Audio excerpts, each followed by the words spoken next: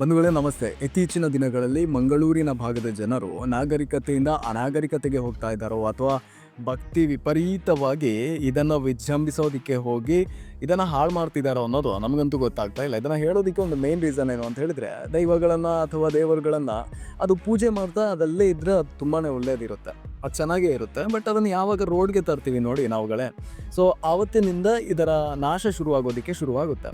So ನಾನು ಇದನ್ನು ಮುಖ್ಯವಾಗಿ ಹೇಳೋದಕ್ಕೆ ರೀಸನ್ ಏನು ಅಂತ ಹೇಳಿದರೆ, 2 ತಿಂಗಳಿಂದ ಈ ವಿಚಾರಗಳು ಬಹಳಷ್ಟು ಸೋಷಿಯಲ್ ಮೀಡಿಯಾದಿಂದ ಹಿಡಿದು ಎಲ್ಲ ಮೀಡಿಯಾಗಳಲ್ಲೂ ಕೂಡ ಬಂತು. ಆ್ಯಂಡ್ ನಾನು ಇವತ್ತಿಗೂ ಕೂಡ ಗಮನಿಸಿದ ಹಾಗೆ TV9 ಹಿಡಿದು ದೊಡ್ಡ ದೊಡ್ಡ ಮೀಡಿಯಾಗಳು ಕೂಡ ಮಂಗಳೂರಿನ ಭಾಗವನ್ನು ಫೋಕಸ್ ಮಾಡೋದೇ ದೈವಗಳ ವಿಚಾರದಲ್ಲಿ. ಸೊ ಇಲ್ಲೇನಾಯಿತು ಅಲ್ಲೇನಾಯಿತು ಅನ್ನುವಂತಹ ಕೆಲವೊಂದು ವಿಚಾರಗಳನ್ನು ಫೋಕಸ್ ಮಾಡ್ತಲೇ ಬಂದಿದ್ದಾರೆ. ಸೊ ನಾನಿವತ್ತು ಕೆಲವೊಂದು ವಿಚಾರಗಳನ್ನು ಹೇಳ್ತೀನಿ, ಅದು ನಿಮ್ಗೆ ಇಷ್ಟ ಆಗುತ್ತೋ ಇಲ್ವೋ ನನಗಂತೂ ಗೊತ್ತಿಲ್ಲ. ಬಟ್ 2 ತಿಂಗಳಿಂದ ಈ ವಿಚಾರಗಳು ಚಾಲ್ತಿಯಲ್ಲಿರೋದಂತೂ ಸತ್ಯ. ಸೊ 2 ತಿಂಗಳ ಹಿಂದೆ ಒಂದು ವಿಚಾರ, ಬ್ರಹ್ಮರಾಕ್ಷಸನನ್ನು ಉಚ್ಚಾಟನೆ ಮಾಡಬೇಕು ಅನ್ನುವಂತಹ ಒಂದು ಬ್ಯಾನರ್ ವಿಚಾರ ಬಹಳಷ್ಟು ವೈರಲ್ ಆಗಿತ್ತು. ಸೊ ಸೋಷಿಯಲ್ ಮೀಡಿಯಾದಲ್ಲಿ ಅಂತೂ ಬೇಡವೇ ಬೇಡ ಆ ರೀತಿಯಾಗಿ ಅದನ್ನು ಮನ್ನಣೆ ಮಾಡಿದರು. ಅದಾದ ಬಳಿಕ ನ್ಯೂಸ್ ಚಾನಲ್ಗಳಲ್ಲಿ ಮಾಡಿದರು. ಇದು ನನ್ನ ಒಂದು ಸ್ವಂತ ಅನುಭವವನ್ನು ಹೇಳ್ತೀನಿ. ನ್ಯೂಸ್ ಚಾನಲ್ನಲ್ಲಿ ಕೆಲವೊಂದು ಇರುವಂತಹ ವಿಚಾರವನ್ನು ಜಾಸ್ತಿ ಹೇಳೋದಕ್ಕೆ ಹೋಗಲ್ಲ, ಇಲ್ಲದೇ ಇರುವಂತಹ ಕಥೆಗಳನ್ನೇ ಕಟ್ಟಿ ಅದನ್ನು ತುಂಬ ವೈಭೋಗದಿಂದ ಮಾಡಿ ಅದನ್ನು ಟೆಲಿಕಾಸ್ಟ್ ಮಾಡುವಂಥ ಒಂದು ಪದ್ಧತಿ ಇದೆ. ಸೊ ಇದರಿಂದಾಗಿ ದೈವಾರಾಧನೆ ಅಥವಾ ದೇವರ ನಂಬಿಕೆಗಳು ವಿಪರೀತವಾಗಿ ಮಾನಸಿಕ ಕೂಡ ಹಿಡಿಬೋದು ಅನ್ನೋದು ನನ್ನೊಂದು ಸಣ್ಣ ಅಭಿಪ್ರಾಯ. ಇದನ್ನು ಹೇಳೋದಕ್ಕೆ ಒಂದು ಮುಖ್ಯ ಕಾರಣ ಏನು ಅಂತ ಹೇಳಿದರೆ, ಬ್ರಹ್ಮರಾಕ್ಷಸನ ಉಚ್ಚಾಟನೆ ಆಯಿತು. ಅದಾದ ಬಳಿಕ ಎಲ್ಲೋ ಒಂದು ಕಡೆ ಬ್ರಹ್ಮರಾಕ್ಷಸ ಇದ್ದಾನೆ ಅನ್ನುವಂತಹ ಒಂದು ವಿಡಿಯೋ ವೈರಲ್ ಆಗುತ್ತೆ, ಅದರ ಜೊತೆಗೆ ಒಂದು ಆಡಿಯೋ ವೈರಲ್ ಆಗುತ್ತೆ. ಇದಾದ ಬಳಿಕ ಕೆಲವೊಂದು ಭಾಗದಲ್ಲಿ ಜನರು ಸತ್ತಿದ್ದಾರೆ, ದೈವಗಳ ಕಾರಣದಿಂದಲೇ ಸತ್ತಿದ್ದಾರೆ ಅನ್ನುವಂತಹ ಕೆಲವೊಂದು ವಿಚಾರಗಳನ್ನು ಹೇಳೋದಕ್ಕೆ ಶುರು ಮಾಡ್ತಾರೆ. ಮಾಲಾಡಿ ಅನ್ನುವಂಥ ಒಂದು ಗ್ರಾಮದಲ್ಲಿ ಅಲ್ಲಿ ಒಂದು ಮಂತ್ರದೇವತೆ ಅನ್ನುವಂತಹ ದೈವದ ಕಾಟ ಇತ್ತು ಅಥವಾ ದೆವ್ವದ ಕಾಟ ಇತ್ತು, ಭೂತದ ಕಾಟ ಇತ್ತು ಅನ್ನುವಂಥ ಕೆಲವೊಂದು ವಿಚಾರವನ್ನು ಹೇಳೋದಕ್ಕೆ ಶುರು ಮಾಡ್ತಾರೆ.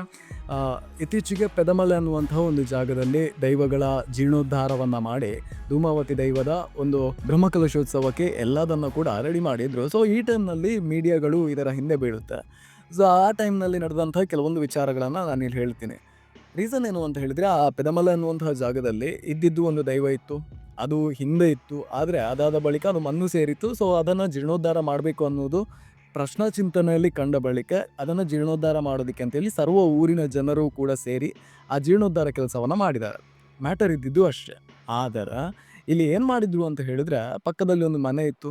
ಒಂದು ರಿಪೋರ್ಟರ್ ಹೇಳ್ತಾರೆ, ಈ ಮನೆಯಿಂದ ಈ ದೈವಗಳಿಂದನೇ ರೀಸನ್ ಈ ಮನೆಯವರು ಸಾಯೋದಕ್ಕೆ ಅಂತ ಹೇಳಿ.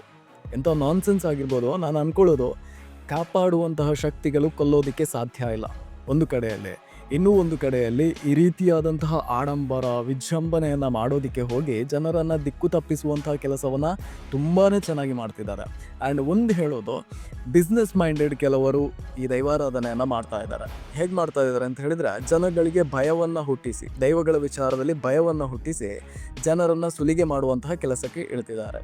ನಾನು ಮುಖ್ಯವಾಗಿ ಹೇಳುವಂಥ ವಿಚಾರ, ಯಾವುದೇ ದೈವಗಳನ್ನು ಅಥವಾ ದೇವರನ್ನು ನೋಡಿದಾಗ ನಾವು ಪ್ರೀತಿಯಿಂದ ಹೋಗಬೇಕು ಹೊರತು ನಾವು ಅದನ್ನು ದೈವಗಳನ್ನು ಅಥವಾ ದೇವರನ್ನು ದೆವ್ವದ ಹಾಗೆ ಅಥವಾ ಭಯದಿಂದ ನಾವು ಹೋಗೋದಕ್ಕೆ ಸಾಧ್ಯ ಇಲ್ಲ. ನಾವು ಭಯ ಪಡೋದು ಏನಕ್ಕೆ ಅಂತ ಹೇಳಿದರೆ, ಸಾಮಾನ್ಯವಾಗಿ ಜನಗಳು ಭಯ ಪಡೋದು ದೈವಗಳಿಗೆ ಅಲ್ಲ. ದೈವಗಳನ್ನು ನೋಡುವಾಗ ನಮಗೆ ಪ್ರೀತಿ ಹುಟ್ಟಬೇಕು ಹೊರತು ದೇವರನ್ನು ನಾವು ಪ್ರೀತಿಯಿಂದ ಕಾಣಬೇಕು ಹೊರತು ಭಯದಿಂದ ಅಲ್ಲ ಅನ್ನೋದು ನಾವು ಮುಖ್ಯವಾಗಿ ಗಮನಿಸಬೇಕಾದಂತಹ ವಿಚಾರ. ಇನ್ನು ಕೆಲವೊಂದು ವಿಚಾರ ಆರಿಕೋಡಿಯ ವಿಚಾರದಲ್ಲಿ ನಡೆಯಿತು. ಆರಿಕೋಡಿಯ ವಿಚಾರದಲ್ಲಿ ಕೆಲವೊಂದು ಚರ್ಚೆಗಳು ಕೂಡ ನಡೆಯಿತು. ಈ ರೀತಿ ಮಾಡ್ಬೋದು, ಈ ರೀತಿ ಮಾಡಬಾರ್ದು ಅನ್ನೋಂತಹ 2 ಪಂಗಡಗಳು ಕೂಡ ಹುಟ್ಕೊಳ್ತು, ಬೇರೆ ಬೇರೆ ರೀತಿಯಾದಂತಹ ಸ್ವರೂಪವನ್ನು ಪಡ್ಕೊಳ್ತು. ಆದರೆ ನಾವುಗಳು ಯೋಚನೆ ಮಾಡಬೇಕು, ಇದು ಎಲ್ಲಿಂದ ಶುರುವಾಯಿತು ಅನ್ನೋದು ಯಾರಿಗೂ ಕೂಡ ಗೊತ್ತಿಲ್ಲ. ಯಾರು ಕೂಡ ಇದರ ಬಗ್ಗೆ ತೀವ್ರವಾಗಿ ಚಿಂತನೆ ಮಾಡೋದಕ್ಕೆ ಹೋಗಲ್ಲ. ನಾನು ಹೇಳೋದು, ಈ ರೀತಿ ಸೋಷಿಯಲ್ ಮೀಡಿಯಾದಲ್ಲಿ ಹಾಕಿದ ತಕ್ಷಣ ದೈವಾರಾಧನೆ ಹಾಳಾಗಿಲ್ಲ. ಕಾಂತಾರ ಮೂವಿ ಬಂದ ನಂತರ ದೈವಾರಾಧನೆ ಹಾಳಾಗಲಿಲ್ಲ. ಇದನ್ನು ಹಾಳು ಮಾಡಿದವರು ನಾವುಗಳು ಹಾಳು ಮಾಡಿ ನಾವು ಬೇರೆಯವ್ರಿಗೆ ದೂರು ಹಾಕುವಂತಹ ಪ್ರವೃತ್ತಿಯಲ್ಲಿ ಇದ್ದೀವಿ ಅಂತ ಹೇಳಿದರೆ ಅದು ಮೂರ್ಖತನದ ಪರಮಾವಧಿ. ಇತ್ತೀಚೆಗೆ ಉಡುಪಿಯಲ್ಲಿ ಒಂದು ಘಟನೆ ನಡೆಯುತ್ತೆ, ನಿನ್ನೆ ನಡೆದಿರುವಂಥದ್ದು. ಕೊರಗಜ್ಜ ದೈವದ ವೇಷವನ್ನು ಧಾರಣೆ ಮಾಡಿಕೊಂಡು ಅಲ್ಲಿಂದ ಹೋಗಿ ಟ್ಯಾಬ್ಲೋದಲ್ಲಿ ಕೂತ್ಕೊಂಡಿದ್ರಂತೆ. ಅದೇ ಪಕ್ಕದಲ್ಲಿ ದೈವದ ಚಾಕ್ರಿಯವರು ಕೂಡ ಇದ್ರಂತೆ. ಇದನ್ನು ಗಮನಿಸಿ ಕೂಡ ಇವರು ಏನೂ ಹೇಳಿಲ್ಲ ಅಂತ ಹೇಳಿದ ತಕ್ಷಣ ಇದರ ಬಗ್ಗೆ ಪ್ರತಿಭಟನೆ ಮಾಡಬೇಕು, ಅದನ್ನು ಮಾಡಬೇಕು, ಇದನ್ನು ಮಾಡಬೇಕು, ಇದೆಲ್ಲ ಒಂದು ನಾನ್ಸೆನ್ಸ್ ಬಿಹೇವಿಯರ್ ಅಷ್ಟೇ. ನಾನು ಹೇಳೋದು, ಇದಕ್ಕೆ ಅರ್ಥ ಅನರ್ಥ ಅನ್ನೋದೇ ಇಲ್ಲ ಅಂತ ಅಷ್ಟೇ. ಮುಂದೆ ಬಂದಿದ್ದು ಪರಶುರಾಮ ಥೀಮ್ ಪಾರ್ಕ್ನ ವಿಚಾರವಾಗಿ. ಸೊ ಈ ದೈವಗಳನ್ನು ಅಲ್ಲೂ ಕೂಡ ತಗೊಂಡು ಹೋಗಿ ಇಟ್ರು. ಸೊ ನಾನು ಹೇಳೋದು ದೈವಗಳು ಅಥವಾ ದೇವರುಗಳು ಈ ರೀತಿಯಾದಂತಹ ನಿಮಗೆ ಯಾವ ರೀತಿ ಬಿಸ್ನೆಸ್ ಮಾಡಬೇಕು ಇದರಲ್ಲಿ ಅಥವಾ ರಾಜಕೀಯ ಮಾಡಬೇಕು ಅಂತ ಅನಿಸಿದ್ರೆ ಮಾತ್ರ ಈ ರೀತಿಯಾದಂತಹ ಪ್ರಸಂಗಗಳು ನಡೆಯೋದಕ್ಕೆ ಸಾಧ್ಯ. ಸಾಮಾನ್ಯವಾಗಿ ಪರಶುರಾಮ ದೇವರ ಅಥವಾ ಯಾವುದೇ ಒಂದು ದೇವರ ಪುತ್ಥಳಿಯನ್ನು ಇಡುವಾಗ ಕೆಲವೊಂದು ವಿಚಾರಗಳಲ್ಲಿ ನಡೆಯುತ್ತೆ. ಶಿಲಾನ್ಯಾಸ ಮಾಡೋದು ಅಂತ ಹೇಳಿದ್ರೆ ಅದನ್ನು ಕಾಟಾಚಾರಕ್ಕೆ ಮಾಡಿ ಇಡೋದಿಲ್ಲ ಅಲ್ವಾ. ಸೊ ಎಲ್ಲದನ್ನು ಕೂಡ ಮಾಡುವಂತಹ ಸಮಯದಲ್ಲಿ ಕೆಲವೊಂದು ಏನು ರೂಲ್ಸ್ ಆ್ಯಂಡ್ ರೆಗ್ಯುಲೇಷನ್ಸ್ ಅಂತ ಇರುತ್ತೆ, ಆ ಯಾವುದೇ ಪುತ್ಥಳಿಯನ್ನು ಅಲ್ಲಿ ಸ್ಥಾಪನೆ ಮಾಡೋದಿಲ್ಲ. ಇದನ್ನು ಅರ್ಥ ಮಾಡ್ಕೊಳ್ಳಿ. ಮುಂದೊಂದು ವಿಚಾರ, ಎಲ್ಲ ವಿಚಾರಗಳಲ್ಲೂ ದೈವಗಳನ್ನು ಈ ದೇವರುಗಳನ್ನು ಎಳೆಯೋದು ಎಂತಹ ಬಿಹೇವಿಯರ್ ಅನ್ನೋದು ನನಗಂತೂ ಗೊತ್ತಿಲ್ಲ. ಸೊ ಏನೇ ಮಾಡಲಿ ಏನೇ ಬರಲಿ ಅದಕ್ಕೆ ದೈವಗಳು ದೈವಗಳು ದೈವಗಳು ದೈವಗಳು ಒಟ್ರಾಶಿ ಅಷ್ಟೇ. ನಮಗೆ ಬುದ್ಧಿ ಇಲ್ವೋ ಅಥವಾ ನಾವುಗಳು ಮಾಡುವಂತಹ ಬಿಹೇವಿಯರ್ ಈ ಥರನೇ ಇದೆ ಅನ್ನುವಂತಹದ್ದನ್ನು ತೋರಿಸ್ಕೊಳ್ಳೋದಕ್ಕೆ ಹೊರಡ್ತೀವೋ ಅದು ನನಗಂತೂ ಗೊತ್ತಿಲ್ಲ. ಆ್ಯಂಡ್ ಹೊರಗಿನವ್ರು ಯಾರೋ ಬರ್ತಾರೆ ಬಂದಾಗಿ ಇಲ್ಲಿನ ದೈವಗಳನ್ನು ಪೂಜೆ ಮಾಡ್ತಾರೆ, ಆರಾಧನೆಯನ್ನು ಮಾಡ್ತಾರೆ ಅಂದ ತಕ್ಷಣ ನಾವು ಅವರಿಗೆ ಅವಕಾಶವನ್ನು ಕೊಡೋಣ. ಅದಕ್ಕೇನಿದೆ ಸಮಸ್ಯೆ ಏನಿದೆ? ಯಾರಿಗೂ ಕೂಡ ಇದು ಸ್ವಂತ ಅನ್ನುವಂಥದ್ದಿಲ್ಲ. ತುಳುನಾಡಿನ ದೈವಾರಾಧನೆ ಆಗಿರಲಿ ಅಥವಾ ಯಾವುದೇ ವಿಚಾರವಾಗಿರಲಿ ನಮಗೇ ಸ್ವಂತ ಅನ್ನುವಂತಹ ಬುದ್ಧಿ ಇಲ್ಲ. ಅದು ಬರಬಾರ್ದು ಕೂಡ. ದೈವಗಳು ಅಥವಾ ದೇವರುಗಳು ಎಲ್ಲರಿಗೂ ಸಂಬಂಧಪಟ್ಟಿರುತ್ತೆ. ಆದರೆ ಈ ಭಾಗದ ಆಚರಣೆ ಅನ್ನುವಂಥ ಕಾರಣಕ್ಕೆ ಇಲ್ಲಿಗೆ ಮಾತ್ರ ಅದು ಸೀಮಿತವಾಗಿದೆ ಅಷ್ಟೇ. ಇದನ್ನು ನಾವುಗಳೇ ತುಂಬಾ ಟ್ರೆಂಡ್ ಮಾಡ್ಕೊಂಡು ಹೋಗ್ತಾ ಇದ್ದೀವಿ. ದಯವಿಟ್ಟು ಅರ್ಥ ಮಾಡ್ಕೊಳ್ಳಿ, ಟ್ರೆಂಡ್ ಮಾಡ್ತಾ ಹೋಗ್ತಿದ್ದೀವಿ ಅಷ್ಟೇ. ಕೆಲವೊಂದು ಈ ದೈವಾರಾಧನೆಯ ನಾಟಕಗಳು ಬರುತ್ತೆ, ಇದರಿಂದ ಹಾಳಾಯಿತು ಅದರಿಂದ ಹಾಳಾಯಿತು. ಅಲ್ಲಿ ಮಾಡುವವರು ಯಾವ ಕಟ್ಟಳೆಯನ್ನು ಕೂಡ ಮೀರದೆ ಮಾಡಿರ್ತಾರೆ. ಸೊ ದೈವಗಳನ್ನು ಅಥವಾ ದೇವರುಗಳನ್ನು ಪೂಜಿಸುವಂತಹ ಮನೋಭಾವ ಇರುವವರು ಯಾರೂ ಕೂಡ ತಪ್ಪನ್ನು ಮಾಡೋದಕ್ಕೆ ಸಾಧ್ಯ ಇಲ್ಲ. ನೀವುಗಳು ನಂಬಿಕೆಯನ್ನು ಹುಟ್ಟಿಸಿ, ಅದರ ಹೊರತಾಗಿ ನಾವುಗಳು ನಂಬಿಕೆಯನ್ನು ಹುಟ್ಟಿಸೋದರ ಬದಲಾಗಿ ಅವರಿಗೆ ಭಯಪಡಿಸ್ತಾ ಇದ್ದೀವಿ. ಯಾರೂ ಕೂಡ ದೈವಗಳನ್ನು ನೋಡಿ ಭಯಪಡಬೇಕು ಅನ್ನೋಂಥ ಅವಶ್ಯಕತೆ ಇಲ್ಲ ತಾನೇ.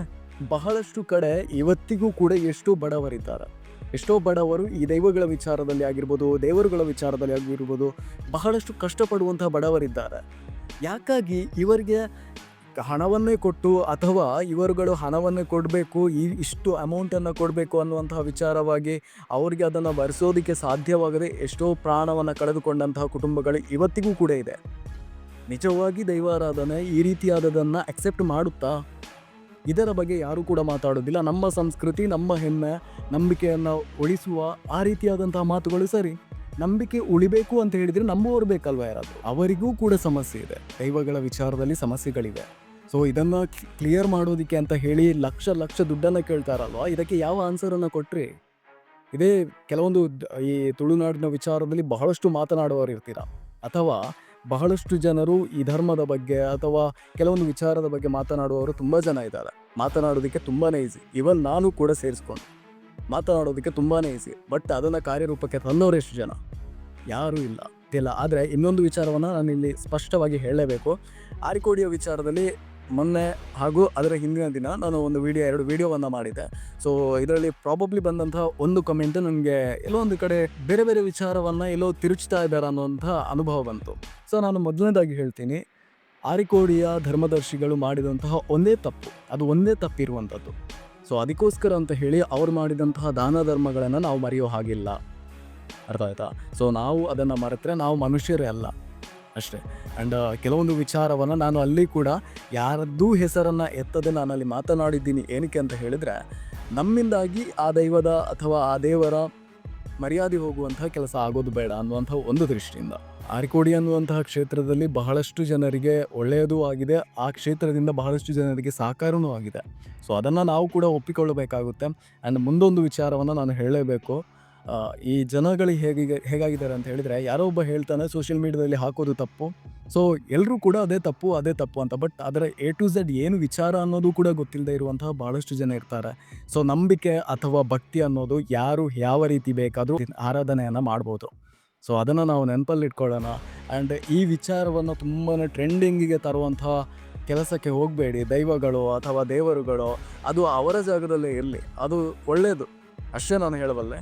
ಆ ದೈವಗಳು ಅದರ ಜಾಗದಲ್ಲಿದ್ದರೆ ಅದು ಮುಂದೊಂದು ದಿನ ಯಾವುದೇ ಸಮಸ್ಯೆಗಳಿಗೆ ದೈವಗಳ ವಿಚಾರದಲ್ಲಿ ಏನೂ ತಿಕ್ಕಾಟ ಇಲ್ಲ, ದೈವಗಳಿಗೆ ತಿಕ್ಕಾಟ ಇಲ್ಲ, ಮನುಷ್ಯರಲ್ಲಿ ಈಗ ತಿಕ್ಕಾಟ ಶುರುವಾಗಿದೆ. ಸೊ ಇದು ಒಳ್ಳೆಯ ಬೆಳವಣಿಗೆ ಅಲ್ಲ ಅನ್ನುತ್ತಾ ಈ ವಿಡಿಯೋವನ್ನು ಎಂಡ್ ಮಾಡ್ತಾ ಇದ್ದೇನೆ. ವಿಡಿಯೋ ಇಷ್ಟ ಲೈಕ್ ಮಾಡೋದನ್ನು ಮರಿಬೇಡಿ. ಧನ್ಯವಾದಗಳು.